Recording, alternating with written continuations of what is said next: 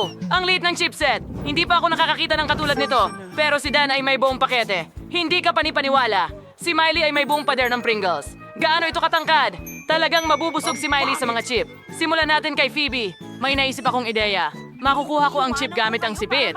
At makakatulong ang magnifying glass para suriin ang napakaliit na bahagi. Wow! Sa ilalim ng magnifying glass, hindi na mukhang maliit ang chip.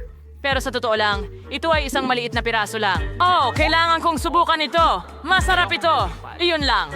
Ngayon, si Dan naman. Hindi na ako makapaghintay na subukan ito. Hindi. Baka idinikit ito sa pandikit. Ang weird. Paano mo bubuksan? Gagamitin ko ang aking lagari. Gagamitin ko ito ng mabilis. At lalagariin ko ang nangunguna. Oo, gumagana ito. Ilapag ang mga chips gamit ang bibig natin. Masarap. Gusto ko ito. Girl, Napakaganda. masarap. Aray! Masakit! Pasensya na, pero pansamantalang hindi maabot yan. Haha, ngayon turn ko naman. Meron akong buong pader ng wrinkle chips. Gustong gusto ko sila at kaya kong kainin ang lahat ng 100 pakete. Kailangan itong gawin. Mabilis at tumpak na tikman ang lahat ng lasa. Oops! Pasensya na mga tao, pero mas mabuti pang huwag kayong humarang. Wala akong nakikita habang kumakain ako ng mga kamanghamanghang chicherya na ito. Di ka panipaniwala ang sarap. May naisip ako. Isusuot ko ang helmet pang konstruksyon. Ngayon, hindi na ako natatakot sa aking Pringle jar. Oops! Pasensya na Dan. Kailangan mo rin ng ganitong helmet. Alam mo, Sige, itong uso. sirain natin ang bundok ng Pringles na ito. Kunin natin ang kotse at itumba ang lahat.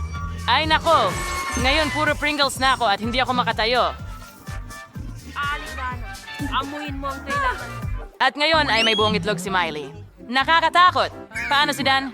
Nako, 100 itlog at si Phoebe ay may 100 itlog. Nakakadire.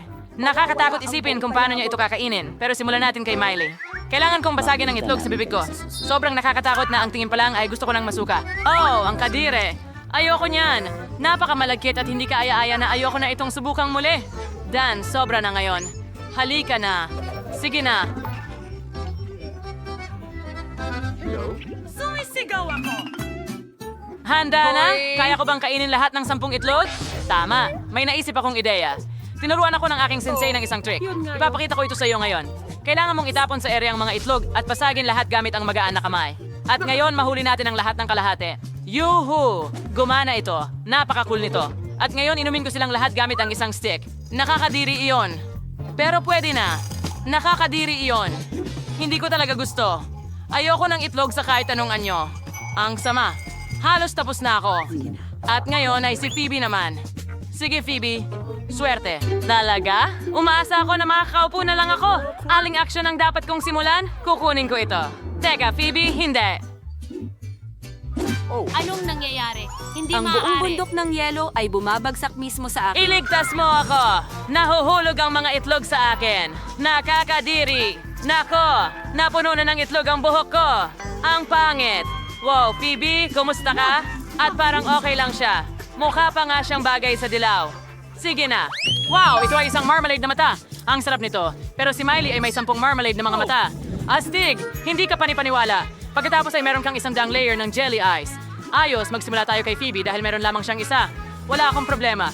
Simulan na natin. Sige, sobrang sarap! Gustong gusto ko ito. Astig! Pero gusto ko pa ng higit.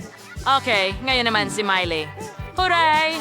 Mas gusto kong subukan lahat ng marmalade ice. Taya ko na may lalagay ko ang lahat ng 10 jelly ice sa bibig ko ng sabay-sabay. Sigurado akong magtatagumpay ako. 5 marmalade na mata na ang nasa bibig ko. At ngayon, may 5 pa akong isinusubo. Okay, at nagtagumpay. Halos tapos na. Ang sarap. Gusto ko ito. Ngayon, ikaw naman. Sobrang gutom na ako. Nakakainin ko ng malugod ang lahat ng 100 marmalade ice. Magtapon tayo ng isa at isa pa. Ang sarap. At ngayon, 2 pa guys. Ano sa palagay ninyo ang aking mga mata? Ano ang ibig sabihin ng berdeng sopas? Ang sarap nito. Mga babae, sobrang saya ko na marami akong masarap na marmalade na mata. Ano ito? Gusto mong mag-share ako sa'yo? Patawad, pero handa akong maging madamot sa natitirang araw ko. Pero ayokong magbahagi ng marmalade na mata. Kakainin ko ito mag-isa. Ay, nako. Anong problema sa akin? Natatakpan ng yelo ang buong mukha ko. Ano ang gagawin ko? Isa na akong halimaw. Wow! Iyan ang Huba Buba Gum. Napakasarap. Pero si Miley ay may isa lang. Samantala, si Dan ay may 10 Hubba-Bubba gum. Ilan kaya ang kay Phoebe? Wow, hindi ako makapaniwala sa nakikita ko. Mayroon siyang 100 Hubba-Bubba gum. Ayos yan. Gusto kong subukan lahat agad-agad. Simulan natin kay Miley. Ako? Sige. Mas gusto kong mag-try ng chewing gum. Oh, kung gaano kasarap ito. Gusto ko ito. Gusto niyo bang makita kung gaano kalaking bula ang kaya kong gawin? Tingnan niyo ako. Ay, hindi. Ang gum ko. Hulihin mo. Yuck. Miley, ang gum mo ay nasa mukha ko. Nakakagalit. Ayoko nito. Ang kilay ko. Natanggal ko ang kilay ko. Kailangan ko na itong idikit ulit. Ayos lang ba? Kumusta? Hindi, tabingi ang kilay mo. Phoebe, ang saya nito. Paano naman ngayon? Ikaw naman, Dan. Oh, kailangan kong alisin ang buong pakete sa lalong madaling panahon. Mahusay. Natanggal na ang balot. At ngayon, pwede ko nang nganguyain ang lahat ng bubblegum ko sabay-sabay. Kailangan mong Paintulutan ako magpaloob ng mangumuya ng gum. pinakamalaking bula sa Tingnan mundo. mo kung gaano ito kalaki. Hindi ba tasdig? Talaga? Paano kung Tara pumutok ko na! ito? Ano ang ginawa mo? Tingnan mo ang mukha ko ngayon. Sige, kaya ko pa rin itong kainin. Kadiri ka, Dan. Huray!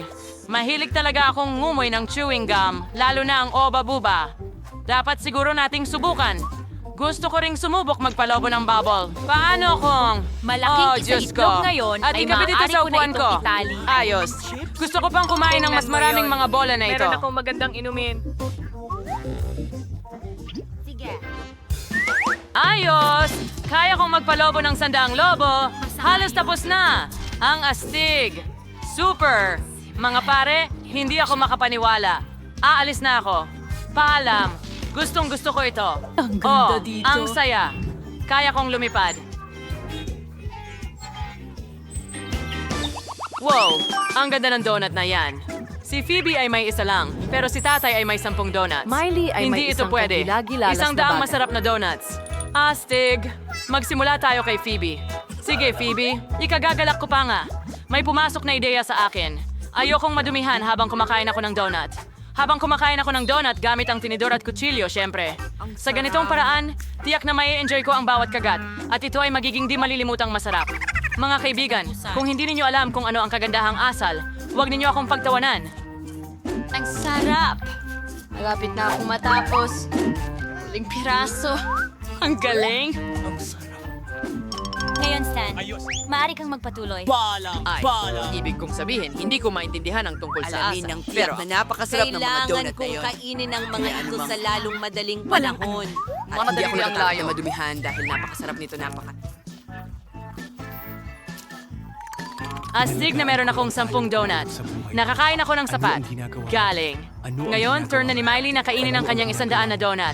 Handa na akong magsimula, pero gusto ko munang bumuo ng pinakamataas na donut tower sa mundo mula sa mga donut ko. Ito ay magiging sobrang taas. Pero magiging sobrang cool ba ito? Siyempre, wala pang gumawa ng ganitong kataas na tore dati. Mga kaibigan, nakagawa na ako ng mataas na tore pero may natitira pa akong mga donut. Siguradong kakailanganin ko ng hagdan. Natitirang mga donut sa itaas. Basta wag lang gagalawin ng kahit ano. siguro. Paano kung donuts? Siyempre. Sarap naman. Hindi ka panipaniwala. Naku, nahuhulog ako mga kaibigan. Aray! Hindi malambot ang paglanding. Sinira niya ang tower kong donut. Ang mga donut ay nakakatawa talaga at napatawad na kita. sarap nila. Waffles! Napakagandang pagpili. Pinapayagan ito ng chef. Madali lang Oh, yan. ayos. Magsisimula ako sa mga itlog. Tingnan mo kung paano ko gagawin ito. Ingat, baka mabasag mo lahat. Iyan ang gusto ko, Lola. At walang asukal. Pero kaunti lang. Naiintindihan ko isang kurot. Magaling. Naniniwala ka ba? Mas maraming asukal, mas malasa. At nandito ang harina. Oh, parang babaeng ako. Oh, nawala na. Salamat sa Diyos.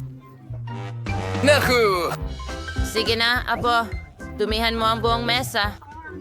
Ito ay isang aksidente. Halika na. Ayos, may harina. Ngayon kailangan ko ng gatas. Hindi ito magiging mahirap. Ina-activate ang super speed. Mas mabilis ako kaysa sa anumang mixer. Surprise! Ang Skittles ay siguradong magpapasaya sa bata. Ganda. Handa na ang mga mangkok, ganun din ang masa. Kailangan lang natin silang pag-isahin. Magtiis ka. Kaunti na lang bata at ang waffles ay magiging kahanga-hanga. Wow! Ang galing na may heart-shaped akong waffle iron. Maaari kang magbuhos ng iba't ibang kulay ng masa at magiging rainbow waffles ito. Isang saglit. Huray! Para itong bomba. Para sorpresahin ang bata, decorative ko ito ng chocolate sprinkles. Wow! Ako na sana ang kakain kung wala lang ang challenge. Anong ganda? Pagkatapos, lahat ng nangipin ay magiging berde. Sinisira ko ang tiyan at lasa ng waffles, kaya hindi ko ito idadagdag. Susubukan ng bata ang bersyon ko at hindi natitigil.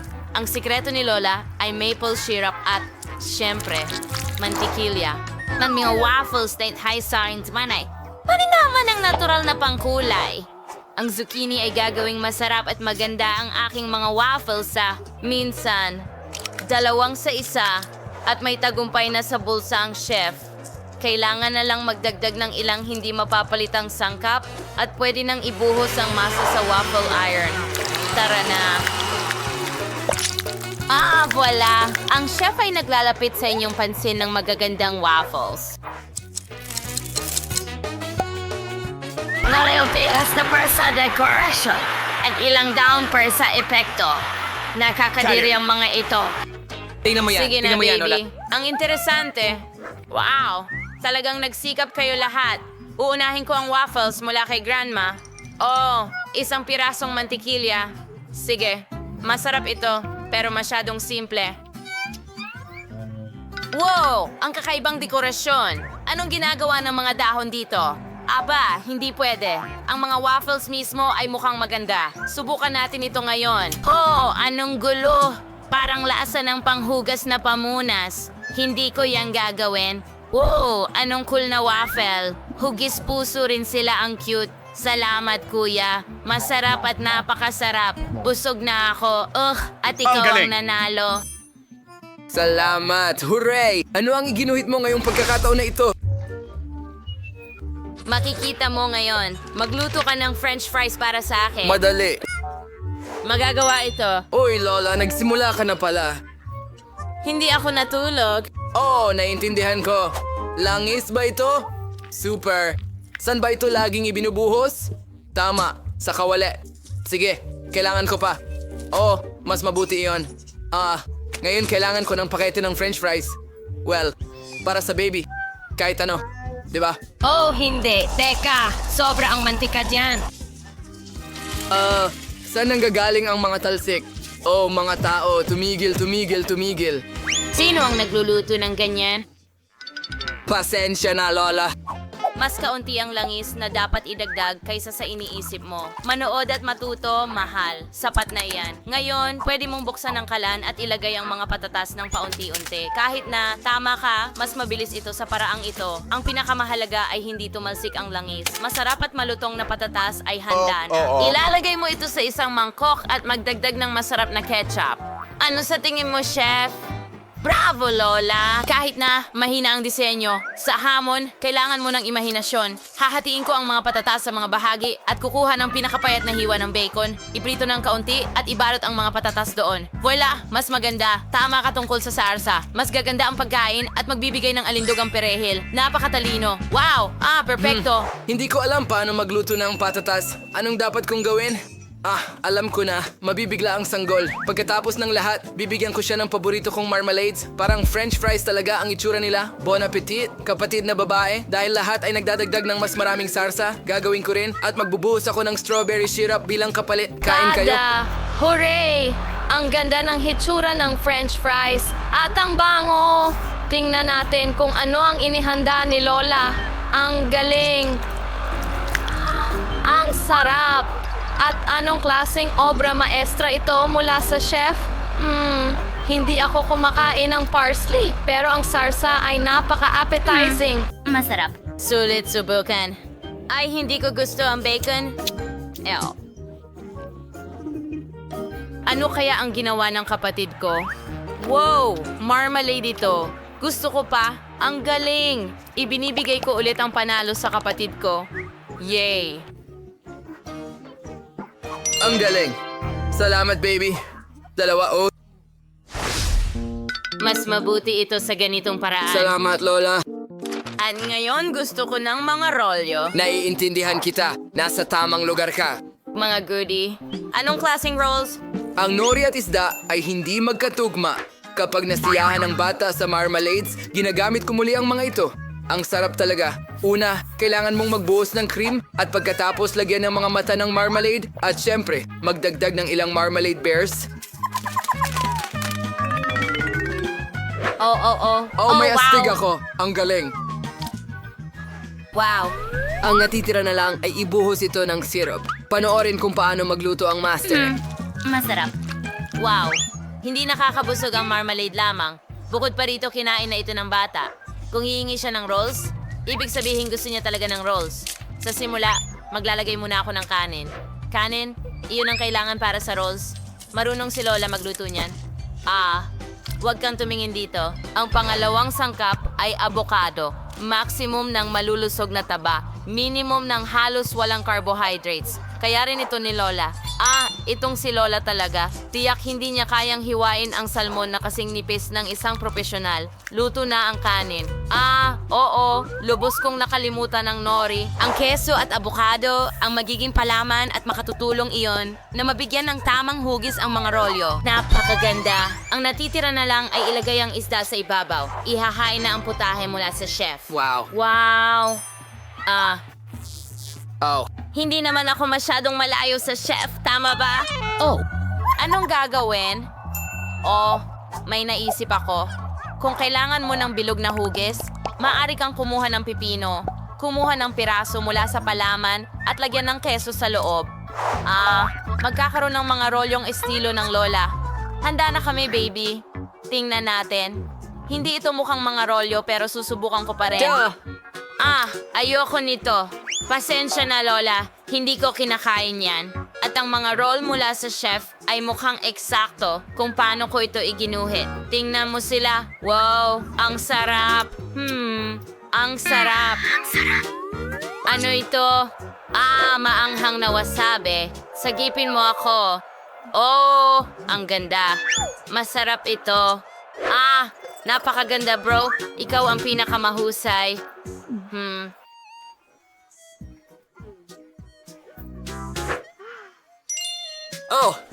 Yay. Sa wakas, gusto ko ng kape. Wow. Gagawin ko ito sa loob ng 2 segundo. Sige. Okay, honey. Si Lola ay isang Sige, eksperto. kasunduan. Matagal ko nang hawak ang bag na ito. Panahon na para gamitin ito at magtimpla ng mabangong instant coffee. Kailangan mo lang buhusan ng kumukulong tubig at magdagdag ng gatas. Tingnan natin. Perpekto. Maganda. Uy! Napakapait at mainit nito. Sigurado akong gusto ni baby ng malamig at matamis. Kukuha ako ng yelo at magdadagdag ng chocolate syrup at kasabay nito ay idedekorasyon ang tasa. Wow, astig! At ngayon gagamitin ko ang handang kape mula sa mga eksperto. Alam kong tiyak na masarap ito. Wow! Mahilig din ako sa cream. Kung gusto ko ito, magugustuhan din ito ng baby. Woohoo! Tadam! Astig! Budburan ko ng Oreo cookies sa ibabaw. Angas! Wow! Ano? Astig! Wow, Lola! Ano ang pinakikinggan mo, Apo? Tingnan mo ito, Lola! Sa totoo lang, may hamon tayo. Anong bango? Ang chef ay gumagamit lamang ng pinakamahusay na kape, mga butil. Una, kailangan mong gilingin ang mga ito at pagkatapos ay maaari mo nang ipagtimpla. Dapat maging tumpak ang lahat para lamang makamit ang perpektong lasa na nangangahulugan ng aking tagumpay. Sa tulong ng isang flask, maaari mong kontrolin ang dami ng gatas at sabay na paluin ito doon din. Anong klaseng mga teknolohiya? Ano? Madali lang. Lola, maaari mo rin gamitin ang mga gadget para makamit ang resultang ito. Isa pang lihim, ang cotton candy ay gagawing kamangha-mangha ng anumang kape. Ano sa tingin mo? Wow! Baby, subukan mo. Cool. Simulan natin sa baso ni Lola. Nakakasuka. Hindi ko ito mainom. Paano nangyari iyon? Wow, cotton candy. Ang astig. Napaka-cool nito. Kamusta ang bigote ko? At nakalimutan ko na ang tungkol sa kape. Dapat mo rin itong subukan. Pero hindi syempre wala ang cotton candy. Gusto ko talaga ito. Astig. At ano ang niluto ng kapatid ko? Wow! Oreo ba yan? At may cream pa? Ang sarap naman yan. Masarap. Ang malamig na kape ay astig. Alam ko na. Huray! Masaya akong nagustuhan mo Sino ito. ang dapat kong ibigay ang tagumpay? Well, panalo ang chef. Ito ang pinakamasarap na kape na natikman ko.